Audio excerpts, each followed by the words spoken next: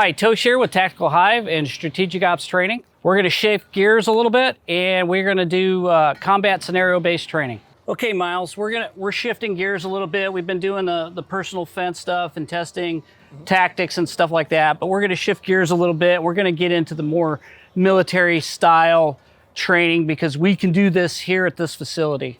And so today, I think this first scenario, what we're going to do is fighting from a vehicle. Okay, we're gonna throw a scenario at you and you're gonna have to dismount your vehicle and get away from the bad guys, best way you can. And we'll see how you do it, and then we'll do a little critique on how you did. All right, Myles, here's the scenario, okay?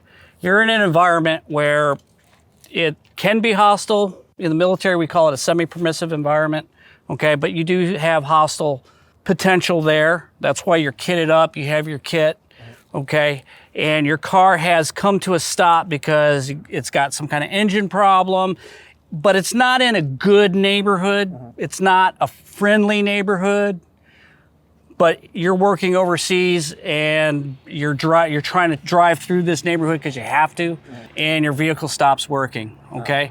I need you to deal with the situation as it comes to you.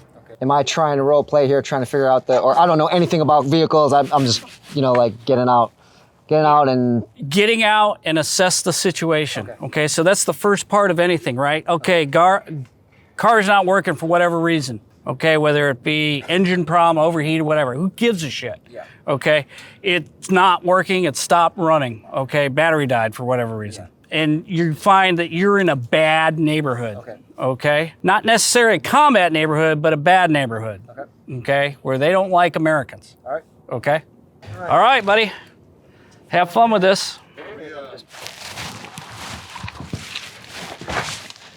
Hey, stay back. Stay back. What are you doing? Stay back. Stay back. What are you doing here? Stay back. Stay back, guys. Stay back. Why are you pointing a gun at me? Why? Put that Hey, down guys. right I know now. where you guys going. Right, stay back. I don't want any trouble.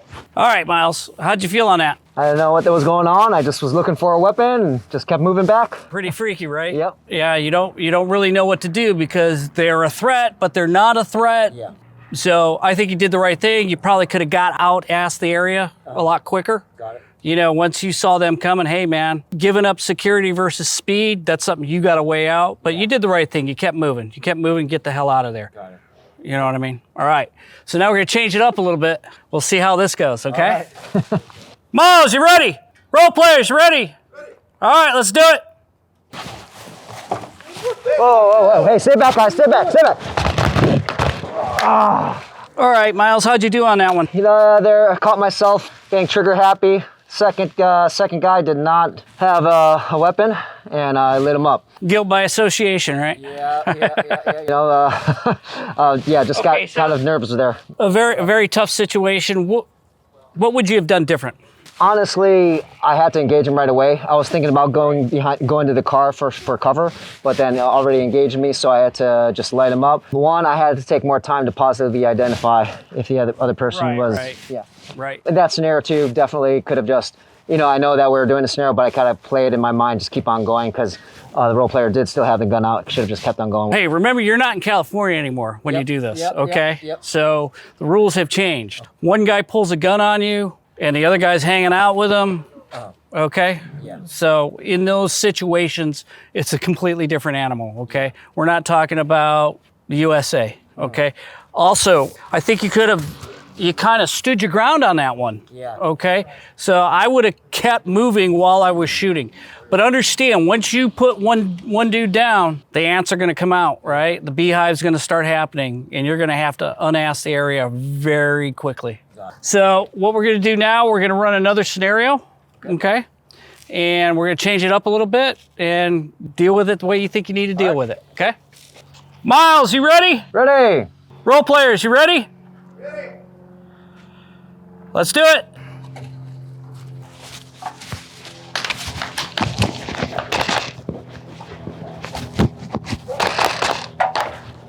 All right, cut. Right in the head. All right, Myles, how'd that feel? That was kind of a no-win situation there. It felt kind of chaotic in the sense that, one, as soon as I got out, you know, that there was fire, you know, shots coming out. I saw the threats. 2 guys came out with guns, used the vehicle for cover. And at that point, it was really trying to get the angle on the role players. Right. There's 2 schools of thought on this, okay? Return fire, obviously, if you're gonna return fire, give them everything you got, man. Blast at them, get them to oh my Lord, okay? And then move to your cover, or do it while you're moving, or get to your cover immediately and then give them hell. Okay? You did the right thing by trying to use the vehicle.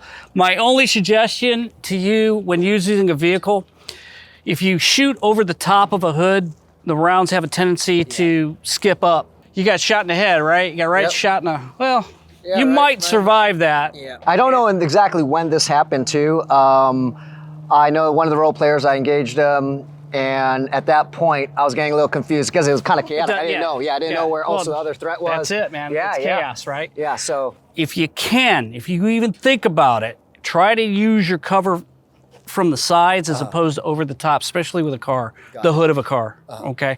An up-armored car especially, okay? Now, if you're getting out of the car and you're in an up-armored car and you're starting to take fire, should you come out this way?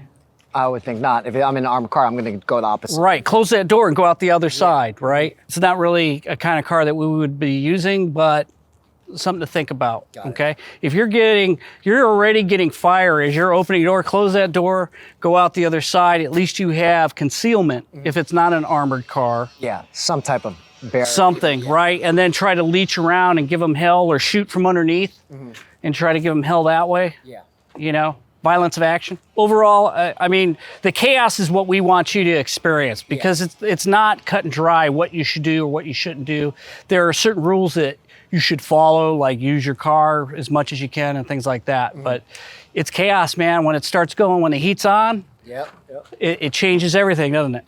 Absolutely. But yeah, I liked it. It was it's something that also where I know, as a matter of fact, because I also found myself crowding the car. Right. And typically speaking, I mean, I already know what to do, but it's also that the repetitions, not getting those repetitions in. So I got around, maybe could have stayed back, and like you said, also even changed level, but nope, we just stayed on top. Right. Don't have enough repetitions. Yeah, on one other note, this is sort of combat style. We also do a self-defense version of this too. And if in the future you want to do that, we'll roll that for you too. Cool, awesome. That was a little bit of chaos. That's not a full-blown combat experience. You know, normally we have explosions and things like that. Yeah. This was just a little taste. We want to give you a little taste of the chaos. Like, what are you supposed to do? Yeah. And I hope we gave that feeling to you. Yeah. You know, like, what the hell, even right? a short amount of time. Yep. It's no different for the guys overseas. These situations happen, and you know, you do all these SOPs and TTPs, but then when you go do it for real, it doesn't match up, and it's weird, and you got to figure it out. So, and the more exposure you can get to training like this, the better. You're increasing your comfort zone of being able to handle unique situations. Yeah. Yeah, and I appreciate it. Like one thing that also stuck out that I forgot to mention earlier was the very fact that typically in civilian scenarios when you do force and force, and when you watch civilian real life footage, after a few shots are rung out, you know, that it's kind of over. But this was different where, no, the fight's not over. There's two guys who want you dead. Even if they see their partner or whatever lit up, they might still keep going. So that was something else that I got to think about. Right, so, you know, we talk about fighting through the pain or fighting through the injuries. You know that, so does the enemy. Yeah. Okay, and that's both on a self-defense principle and on a combat principle. The enemy isn't just going to give up because you shot him one time. Yeah. Okay, and neither should you. Okay, you should have that mindset too. Hopefully they do, but more than likely they're not, especially if they are committed. Got it. Okay. Awesome. Thanks a lot, Tosh. Appreciate it.